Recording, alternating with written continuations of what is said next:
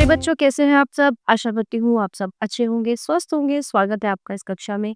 आइए आज हम पढ़ते हैं हिंदी व्याकरण का पाठ 1, भाषा और व्याकरण। अध्यापक ने छात्रों को व्याकरण के विषय में बताया।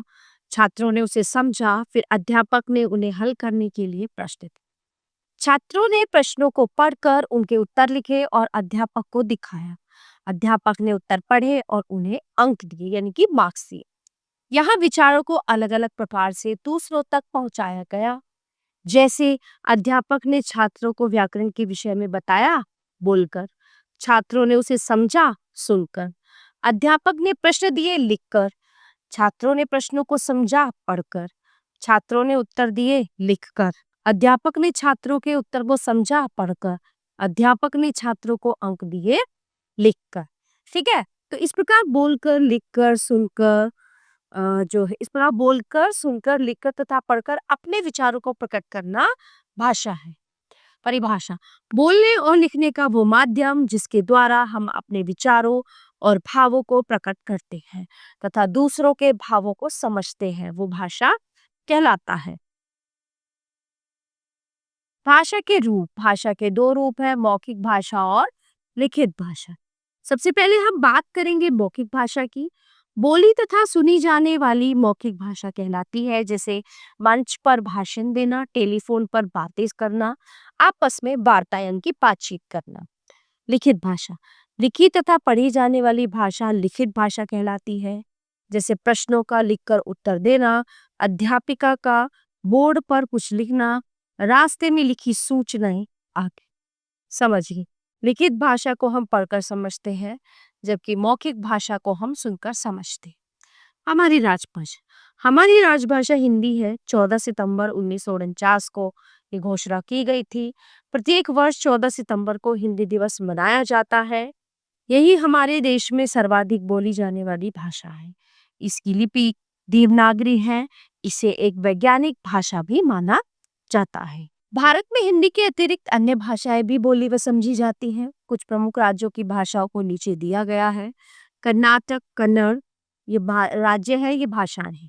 गुजरात गुजराती, महाराष्ट्र में मराठी, आंध्र प्रदेश में तेलुगु, असम में असमिया, केरल में मलयालम, पश्चिम बंगाल में बंगाली, तमिलनाडु में तमिल, राजस्थान में राजस्थानी, पंजाब में पंजाब। ठीक है, तो ये राज्य और उनकी अलग अलग भाषाएं हैं। इसी प्रकार विश्व के अनेक देशों की भी अपनी अलग अलग भाषाएं हैं। जापान जापानी, चीन चीनी, रूस रूसी, इंग्लैंड अंग्रेजी, Spain Spanish, France French, Italy Italian. ठीक है। लिपि: भाषा को लिखने की विधि ही लिपि कहलाती है। जैसे हिंदी भाषा की लिपि देवनागरी क ख ग है। अंग्रेजी भाषा की लिपि रोमन ABCD है। इसी तरह पंजाबी भाषा की लिपि गुरमुखी तथा उर्दू भाषा की लिपि अरबी फारसी। भाषा लिपि देखते हैं। हिंदी देवनागरी, संस्कृत की देवनागरी, अंग्रेजी की रोमन, फ्रेंच की रोमन, रूसी की रूसी, मराठी की देवनागरी, बुल्गारियन की रूसी, पंजाबी की गुरमुखी, उर्दू की Farsi, Arabi Farsi, Nepali Devanagari, Polish Roman, Bengali Bangla, German Roman. अब बात करते हैं हम व्याकरण के बारे में। हम जानते हैं कि भाषा वर्णों, शब्दों, वाक्यों से मिलकर बनती है। इन्हें लिखने के कुछ नियम होते हैं, उन नियमों को ही व्याकरण कहते हैं। परिभाषा: किसी भाषा को शुद्ध रूप में बोलने व लिखने के नियमों का ज्ञान कराने वाले शास्त्र को व्याकरण कहते हैं। व्याकरण के नियमों के अनुसार लिखी भाषा ही शुद्ध कहलाती है।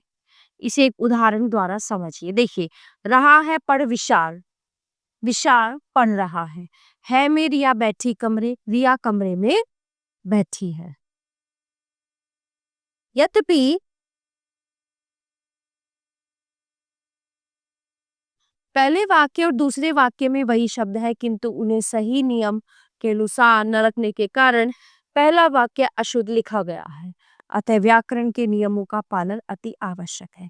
व्याकरण के भाग: व्याकरण के निम्नलिखित 3 भाग हैं: वर्ण विचार, शब्द विचार और वाक्य विचार। ठीक है प्यारे बच्चों, ये पाठ ये फिर समाप्त होता है। आशा करती हूँ आपको अच्छे से समझ आया होगा। मिलते हैं अगली कक्षा में। धन्यवाद। प्यारे बच्चों, आइए आज हम पाठ 1 भाषा व्याकरण का अभ्यास कार्य शुरू करते हैं। यहाँ पे तो सबसे पहले हम बात करते हैं प्रश्न उत्तर की। ठीक है, तो पहला प्रश्न क्या है यहाँ पे कि भाषा किसे कहते हैं और उसके कितने रूप हैं। तो भाषा भाषा क्या होती है, तो जब हम अपने विचार हमारे विचार और जिससे हम बात कर रहे हैं उसके विचार, मतलब आपस में जो हमारे विचारों का आदान प्रदान होता है, जो हमारी बातें होती हैं, उसको भाषा कहते हैं। वो भाषा ही होती है। भाषा के दो रूप होते हैं, मौखिक भाषा और लिखित भाषा। ठीक है, अब अगला प्रश्न है, मौखिक भाषा से आप क्या समझते हैं।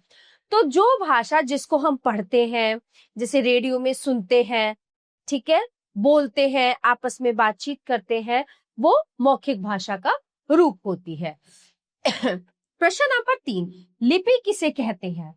तो लिखने का जो ढंग होता है, जैसे हम हिंदी में जो भी कुछ लिखते हैं, जो लिखने का तरीका होता है उसको लिपि का नाम दिया जाता है। जैसे हमारी जो है हिंदी भाषा की लिपि देवनागरी है, तो हम देवनागरी लिपि में ही ये सब लिखते हैं। व्याकरण की परिभाषा लिखिए। तो व्याकरण जो है वो भाषा को शुद्ध करने का काम करती है ना। जो हमारी हिंदी भाषा है उसको शुद्ध करने का कार्य व्याकरण द्वारा ही या व्याकरण के अध्ययन से होता है। आइए अब लिखें प्रश्न नंबर 1, रिक्त स्थान में उचित शब्द भरिए। हिंदी एक क्षेत्रीय तो बोली होती है, ये वैज्ञानिक भाषा है। हिंदी एक वैज्ञानिक भाषा है। क्षेत्रीय तो बोली होती है अलग अलग क्षेत्र की।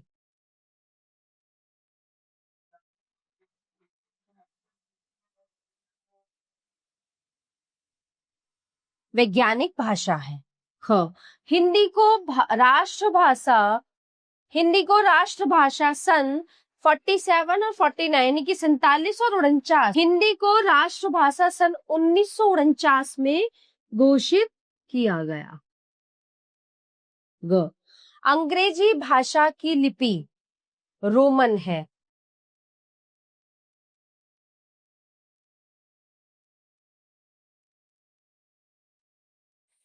व्याकरण में हम भाषा संबंधी नियम सीखते हैं।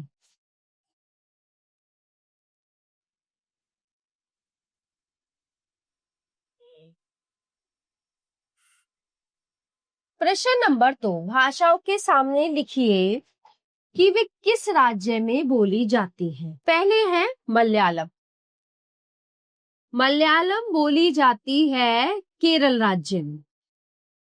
ठीक है, ख है कन्नड़। कन्नड़ बोली जाती है कर्नाटक में।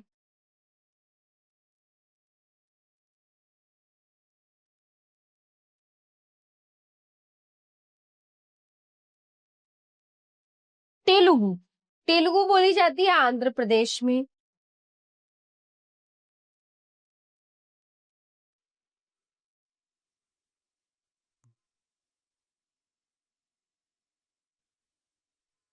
मराठी बोली जाती है महाराष्ट्र में।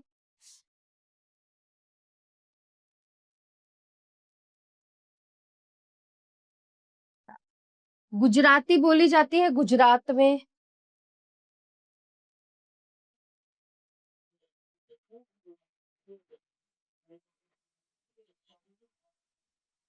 पंजाबी पंजाब में।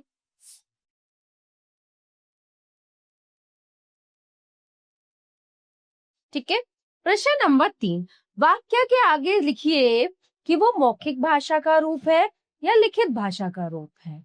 कविता सुनाना मौखिक,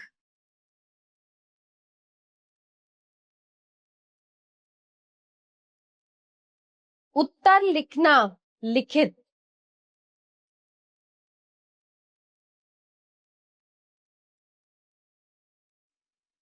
पत्र पढ़ना लिखित, क्योंकि लिखा हुआ पत्र पढ़ रहे हैं ना, लिखित भाषा।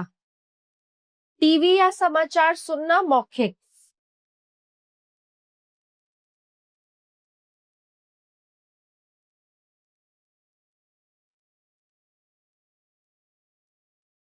प्रश्न नंबर 4, सही विकल्प पर सही का निशान लगाइए।